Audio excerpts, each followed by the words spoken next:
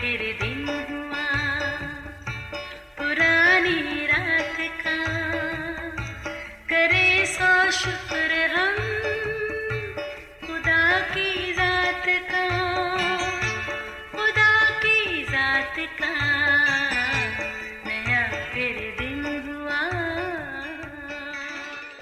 آج کی آیت: اور خود ایک دن کی منزل دشت میں نکل گیا اور جھاؤ کے پیڑ کے نیچے آ کر بیٹھا اور اپنے لیے موت مانگی۔ کہا، آئے خدا میری جان لے لے، کیونکہ میں اپنے باپ دادا سے بہتر نہیں۔ پہلی سلاطین 19 باب 4 آیت۔ عزیزو، صبح ہوتی ہے، شام ہوتی ہے، یوں ہی زندگی تمام ہوتی ہے۔ منشی امیر اللہ تسنیم کے مختصر سے شعر میں پوری زندگی کا فلسفہ پنہا ہے۔ صبح سے شام تک زندگی کا یہ سفر چلتے چلتے خدا تعالیٰ کے ٹھہرائے وقت پر یوں ہی اختتام پذیر ہو جاتا ہے۔ خیر، جب تک سانس تب تک آس، مگر اس سارے حالات میں وقت بہت اہم کردار ادا کرتا ہے۔ اس لیے تو جناب کہتے ہیں گھڑی کی ٹک ٹک بے معنی نہیں۔ یہ ہمیں گزرتے وقت کا احساس بھی دلاتی ہے اور کچھ نہ کچھ کرتے رہنے کا حوصلہ بھی دیتی ہے۔ ویسے اگر سوچے تو ہماری زندگی کے شب روز ہی خدا کے عجیب کرشمے ہیں۔ شب کے اندھیرے کے بعد دھیرے دھیرے اجالا پھیلتا ہے اور سورج اپنے ٹھہرائے وقت پر مشرق سے جلوہ گر ہوتا ہے۔ قدرت کی کرنی دیکھیے، تب ہی انسان کی بھی نیند کی وادی سے باہر آ کے آنکھ کھل جاتی ہے اور ساتھ کائنات کی ہر جاندار شے اپنے معمول کے کام میں مصروف ہو جاتی ہے۔ ذرا سوچئے، بنا کسی وجہ کے اگر سورج اپنے ٹھہرائے وقت پر طلوع نہ ہو تو یقیناً ہر جاندار گھبراہٹ کا شدید شکار ہو جائے گا۔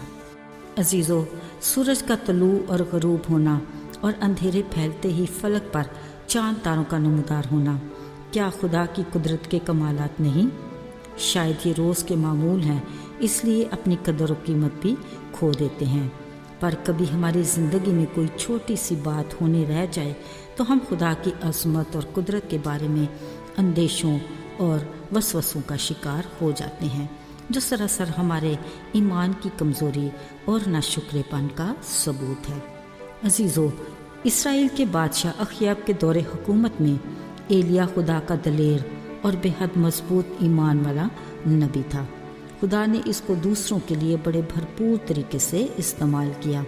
سارپت کی بیوہ کا گھرانہ کال کے 3-3.5 سالوں میں ایلیا نبی کی وجہ سے کھاتا پیتا رہا۔ اسی کی دعا سے کال کے سالوں میں آسمان کے بارش کے لیے بند دریچے کھل گئے اور موسلا دھار بارش ہوئی۔ اسی ایلیا نبی نے خدا کے فضل سے بال کے پجاریوں کو شکست دی اور انہوں نے مانا کہ فقط خداوند ہی خدا ہے، جس سے بت پرستوں کے سامنے خدا کے نام کو جلال ملا۔ اور پھر قادر خدا نے ایلیا کو بڑی دلیری دی اور اس نے کوہ کرمل پر آنے والے سارے بال کے پجاریوں کو موت کے گھاٹ اتار دیا۔ یہ بال کے پجاری وہ تھے جو اخیاب بادشاہ کی بت پرست بیوی ایزبل کے دسترخوان سے کھاتے تھے۔ جب ایزبل نے اپنے پجاریوں کے بارے بری خبر سنی تو ایلیا نبی کی طرف قاصد روانہ کیا اور اسے جان سے مارنے کی دھمکی دی۔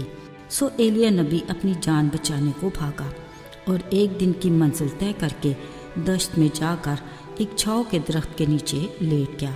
خدا سے کہنے لگا، آئے خدا میری جان لے لے، کیونکہ میں اپنے باپ دادا سے بہتر نہیں۔ پھر وہیں پڑا سو گیا، لیکن خدا کے فرشتہ نے اسے چھوا اور کہا، اٹھ اور کھا۔ ایلیا نے پاس پڑی پانی کی سراہی اور انگاروں پر پکی روٹی دیکھی، سو وہ کھا پی کر پھر سو گیا۔ خدا کے فرشتہ نے دوبارہ اسے اٹھایا اور کہا، اٹھ، کھا اور پی، کیونکہ یہ سفر تیرے لیے بہت بڑا ہے۔ سو اس نے کھایا اور قوت پائی۔ خدا نے اپنے فرشتے کو بھیج کر ایلیا نبی کو تقویت دی۔ پھر خدا کے حکم پر وہ آگے روانہ ہوا۔ عزیزو، اس واقعہ میں ایلیا نبی کا کردار غور طلب ہے۔ جب خدا اپنے لوگوں کو استعمال کرتا ہے تو وہ انہیں قوت دیتا، وسائل مہیا کرتا، رہنمائی بھی کرتا اور ہر آزمائش میں مقابلہ کرنے کے لیے دلیری دیتا ہے۔ جیسے ایلیا نبی کو خدا نے کثرت سے اپنے نام کے جلال کے لیے استعمال کیا، مگر افسوس اس کے باوجود وہ ایک عورت کی دھمکی سے ڈر گیا، اتنا کہ اپنی موت کی آرزو کرنے لگا۔ اس نے خدا کے سامنے اپنی کمزوری کا اقرار کیا اور بے بسی کی حالت میں خود کو خدا کے سپرد کر دیا۔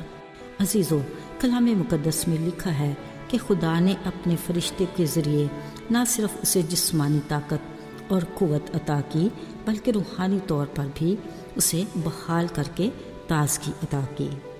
ساتھیو، بطور مسیحی ہم بھی پرجوش تو ہوتے ہیں، خدا کی خدمت میں بھی سرگرم عمل ہوتے ہیں، مگر بعض اوقات کسی چھوٹی بات میں ہم کمزور پڑ جاتے ہیں۔ گھبرائیے گا نہیں، اگر ہم مکمل طور پر خود کو اپنی تمام تر کمزوریوں سمیت خدا کے سپرد کر دیں تو وہ ہمیں پھر سے اٹھا کھڑا کرتا ہے اور دوبارہ اپنی خدمت کے لیے بحال کرتا ہے اور پاک روح کے وسیلہ سے نئی قوت اور طاقت عطا کرتا ہے۔ آئیے دعا کریں۔ اے ہمارے قادر مطلق باپ، ہم شکر گزار ہیں کہ تو ہمارا ایسا باپ ہے جو اپنے وعدے کے مطابق ہمارے ساتھ ہے۔ تو ہماری کمزوریوں کو اپنے پاک روح کے وسیلہ سے بحال کرتا اور ہمیں قوت کے ساتھ پھر سے اٹھا کھڑا کرتا ہے اور اپنی خدمت کے لیے نئے سرے سے تیار کرتا ہے۔ ہماری دلی شکر گزاری کو قبول کر، یسوع کے نام میں، آمین۔